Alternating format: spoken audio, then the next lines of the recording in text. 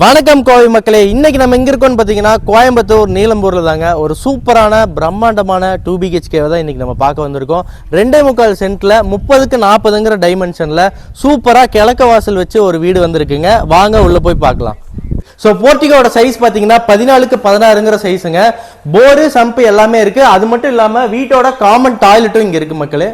ஹாலோட சைஸ் பாத்தீங்கன்னா 16க்கு 16ங்கிற சைஸ்ல ஒரு பெரிய ஹால் கொடுத்து ஒரு கலர்ஃபுல்லான காங்கிரீட்லயே ஃபால் சீலிங் பண்ணிருக்காங்க மக்களே. பாருங்க, 10க்கு 16ங்கிற சைஸ்ல ஒரு பெரிய கிச்சன் வித் டைனிங்கோட கொடுத்திருக்காங்க மக்களே.